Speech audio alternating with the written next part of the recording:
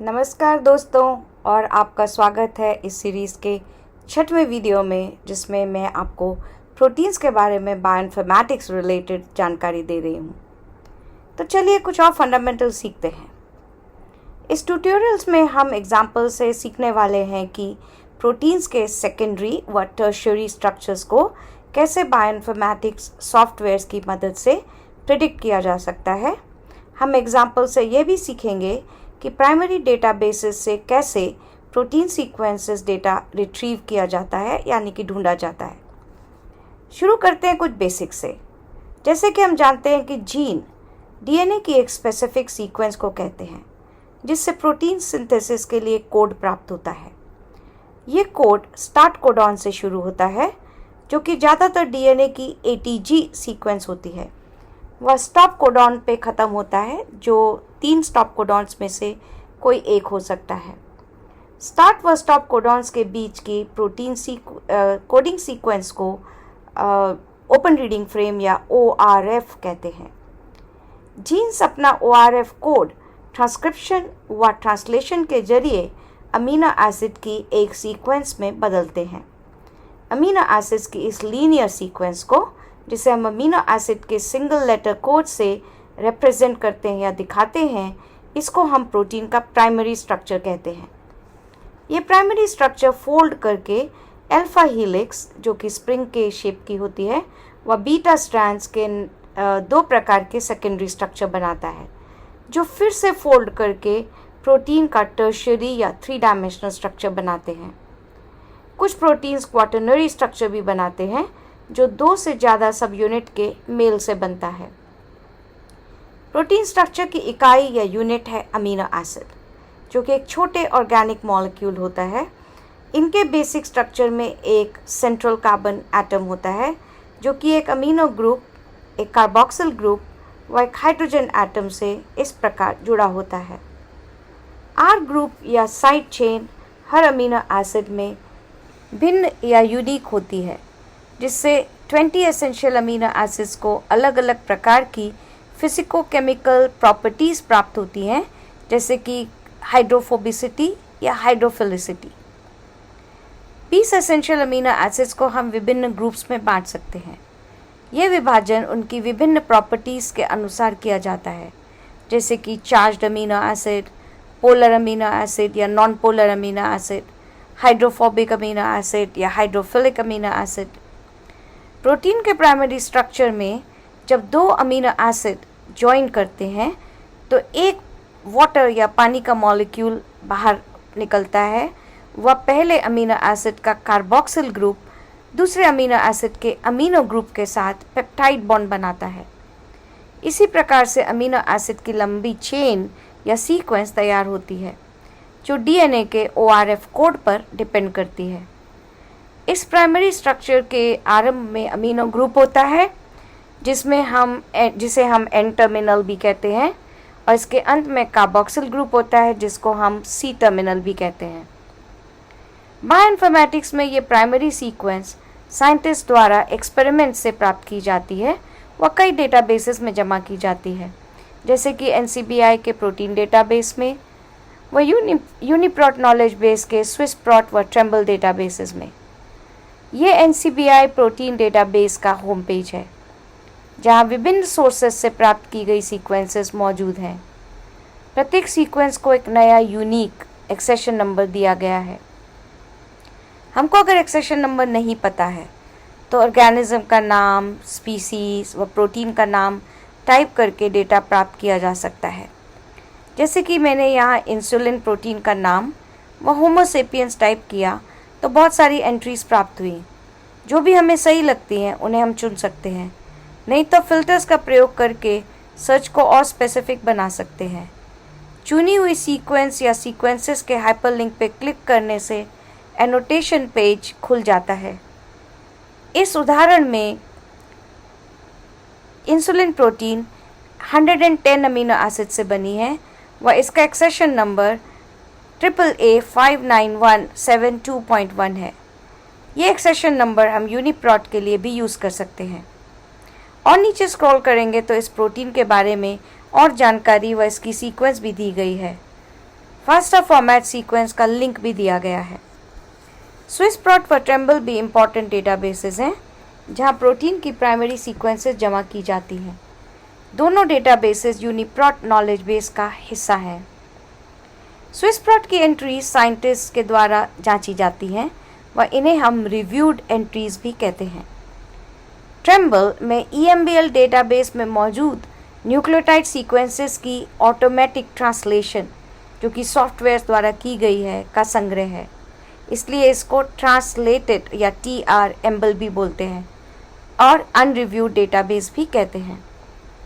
हम UniProt KB में या तो फिर से प्रोटीन व ऑर्गेनिज्म का नाम टाइप करें या फिर जो एक्सेशन नंबर हमने NCBI के प्रोटीन डेटाबेस से प्राप्त किया था हम उसका प्रयोग करेंगे। मैंने इधर इंसुलिन प्रोटीन व होमोसेपियंस कीवर्ड्स यूज़ किए तो 1086 रिकॉर्ड्स स्विस प्रोट से व 527 रिकॉर्ड्स ट्रेम्बल डेटाबेस से प्राप्त हुए। अगर एक्सेशन नंबर AAA59172.1 का प्रयोग करेंगे तो एक ही रिजल्ट प्राप्त होगा। स्विस प्रोट प्रोटीन सीक्वेंस के लिए बेस्ट डेटाबेस है क्योंकि यहाँ के एनोटेशन बहुत ही डिटेल्ड होते हैं, साइंटिस्ट द्वारा रिव्यू किए जाते हैं, वह काफ़ी जानकारी देते हैं।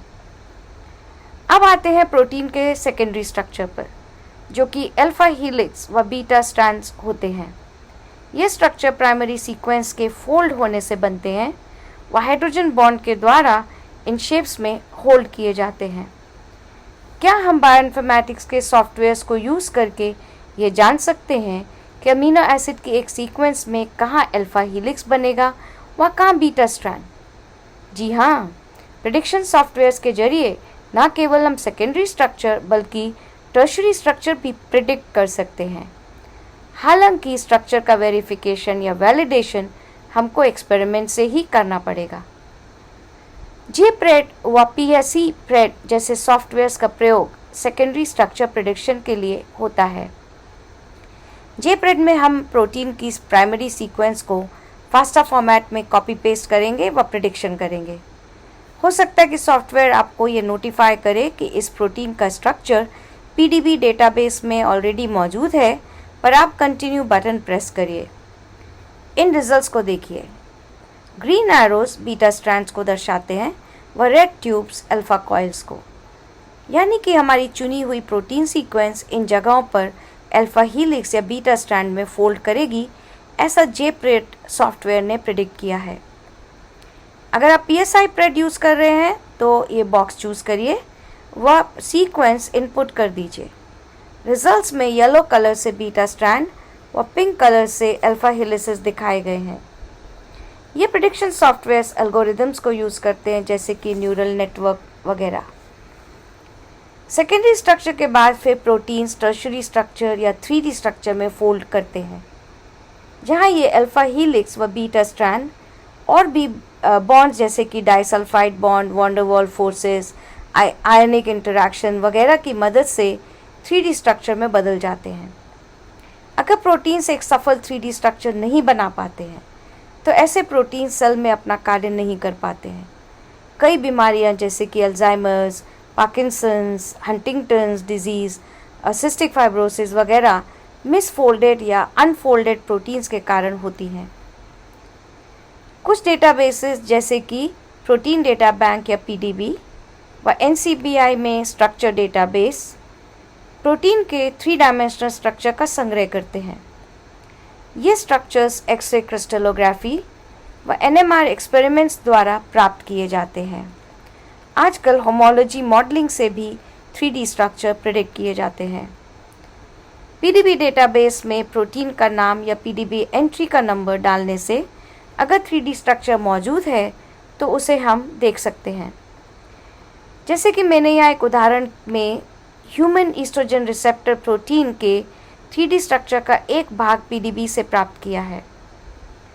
डेटाबेसेस के अलावा कई 3 डायमेंशनल मॉडल प्रिडिक्शन सॉफ्टवेयर्स भी अवेलेबल हैं जो हमारे लिए एक प्रोटीन कैसे 3D स्ट्रक्चर में फोल्ड करेगा ये प्रिडिक्ट कर सकते हैं। FIRE2, स्विस मॉडल व ESY-PRED 3D ऐसे ही कुछ सॉफ्टवेयर हैं। FIRE2 एक प्रोटीन होमोलॉजी या एनालॉजी रिकॉग्निशन इंजन है जो कि हिडन मार्कोव मॉडल्स का यूज़ करता है 3D स्ट्रक्चर प्रेडिक्शन के लिए, जबकि स्विस मॉडल एक स्वचालित कंपैरेटिव प्रोटीन मॉडलिंग का सर्वर है। ESY-PRED 3D भी एक स्वचालित होमोलॉजी मॉडलिंग प्रोग्राम है जो न्यूरल नेटवर्क पर कार्य करता है। ये FIRE2 का होम पेज है। हम जिस प्रोटीन का 3D स्ट्रक्चर प्राप्त करना चाहते हैं उसकी सीक्वेंस फास्टा फॉर्मेट में बॉक्स में इनपुट कर देंगे। यहाँ मैंने ER बीटा प्रोटीन की सीक्वेंस प्रयोग की है जिसका 3D स्ट्रक्चर मैं प्रिडिक्ट करना चाहती हूँ। FIRE2 में 2 मॉडलिंग मोड्स हैं, नॉर्मल व इंटेंसिव। पहले आप कोई भी मोड चुन सकते हैं, परंतु FIRE2 के रिजल्ट आने में कुछ घंटे लग जाते हैं, तो अपना ईमेल एड्रेस अवश्य दीजिए व पेशेंस रखिए। ये FIRE2 के नॉर्मल मोड का रिजल्ट है। यहाँ liver x nuclear receptor beta का स्ट्रक्चर दर्शाया गया है जो कि ह्यूमन ईस्ट्रोजन रिसेप्टर बीटा के स्ट्रक्चर से काफ़ी मेल खाता है क्योंकि दोनों की सीक्वेंस काफ़ी सिमिलर है। यहाँ पर ह्यूमन ER बीटा की 66% सीक्वेंस यूज़ की गई है मॉडल बनाने के लिए, और कॉन्फिडेंस लेवल जिससे ये प्रेडिक्शन किया जा रहा है 100% है। अगर इंटेंसिव मॉडल का प्रयोग करेंगे तो FIRE2 हमें कई मॉडल्स दिखाता है जो सभी अवेलेबल हिट्स से लिए गए हैं। यहाँ 6 मॉडल्स दिखाए गए हैं और सभी 100% कॉन्फिडेंस से प्रेडिक्ट किए गए हैं। स्विस मॉडल भी 3D स्ट्रक्चर प्रेडिक्ट कर सकता है। आप अपनी प्रोटीन सीक्वेंस को यहाँ कॉपी पेस्ट करिए व बिल्ड मॉडल पर क्लिक करिए। आप अपने दाईं ओर एक 3D प्रोटीन स्ट्रक्चर का कार्टून फॉर्म देख सकते हैं व इस सॉफ्टवेयर का प्रयोग करके दूसरे मॉडल जैसे कि स्पेस फिल व बॉल एंड स्टिक मॉडल में बदल सकते हैं। आप इस मॉडल को रोटेट करके इसका 3 डायमेंशनल स्ट्रक्चर सभी ओर से स्टडी कर सकते हैं। इसके अलावा इस सॉफ्टवेयर के और भी फीचर्स हैं जो हम अपनी ज़रूरत के हिसाब से यूज़ कर सकते हैं। प्रोटीन के 3D स्ट्रक्चर जानने का एक बहुत महत्वपूर्ण कारण ये है कि हम इन प्रोटीन स्ट्रक्चर्स का दवाइयों यानी कि ड्रग्स के मॉलिक्यूल्स के साथ इंटरैक्शन समझ सकते हैं। 90% से ज़्यादा दवाइयाँ प्रोटीन्स को ही टारगेट करती हैं, तो ये इंटरैक्शन बहुत महत्वपूर्ण होते हैं। इस स्ट्रक्चर में जो कि मैंने PDB से लिया है, आप ह्यूमन सीरम एल्ब्यूमिन प्रोटीन कैसे वारफारिन ड्रग जो कि खून को पतला करने के लिए यूज़ होती है से इंटरैक्ट कर रहा है। सो ये जानकारी फार्मास्यूटिकल कंपनीज़ के लिए बहुत लाभदायक है। आखिर में हम प्रोटीन के क्वाटर्नरी स्ट्रक्चर को देखेंगे जो उन प्रोटीन्स में पाया जाता है जो 2 या 2 से ज़्यादा सब यूनिट्स के मिलने से बनते हैं, जैसे कि हीमोग्लोबिन, लैक्टेट डिहाइड्रोजनेस या LDH, ग्लाइकोजन फॉस्फेट प्रोटीन्स वगैरह। ये सब यूनिट्स आपस में हाइड्रोजन बॉन्ड्स, डाइसल्फाइड बॉन्ड्स व कमज़ोर हाइड्रोफोबिक फोर्सेस से जुड़े होते हैं। तो दोस्तों, ये था आज का ट्यूटोरियल। आशा करती हूँ कि आपको डिमॉन्स्ट्रेशन समझ में आए होंगे। अब थोड़ी प्रैक्टिस करते हैं। सर्वप्रथम आप NCBI प्रोटीन डेटाबेस में जाइए व BAG 70098.1 एक्सेशन नंबर की प्रोटीन सीक्वेंस को प्राप्त कीजिए। फास्टा फॉर्मेट में इसकी सीक्वेंस प्राप्त कीजिए और मुझे बताइए कि इस प्रोटीन का नाम क्या है, इनमें कितने अमीनो एसिड हैं, किस ऑर्गेनिज्म से ली गई है। फिर इसकी फास्टा फॉर्मेट सीक्वेंस को PSI-PRED में कॉपी पेस्ट करिए व रिजल्ट्स देखकर बताइए कि इनमें कितने अल्फा हेलिसेस व कितने बीटा स्ट्रैंड्स प्रेडिक्ट किए गए हैं। अब इसी सीक्वेंस को स्विस मॉडल में कॉपी पेस्ट करके इसका 3D स्ट्रक्चर प्रेडिक्ट कीजिए और उसे इस सॉफ्टवेयर के विभिन्न फीचर्स का प्रयोग करके स्टडी करिए। अपने जवाबों को कमेंट सेक्शन में देना न भूलिएगा। आपके प्रश्न व सुझावों का हमेशा स्वागत है। अगर आपको ये वीडियो पसंद आया हो, यूज़फुल लगा हो, तो प्लीज़ मेरे चैनल को सब्सक्राइब व लाइक कीजिए ताकि मैं बनाती रहूं आप सबके लिए और अच्छी वीडियोस। इस सीरीज़ में अगले हफ्ते हमारा आखिरी ट्यूटोरियल फाइलोजेनेटिक्स के बेसिक्स के बारे में होगा। देखना ना भूलिएगा। तब तक के लिए बाय बाय व थैंक यू।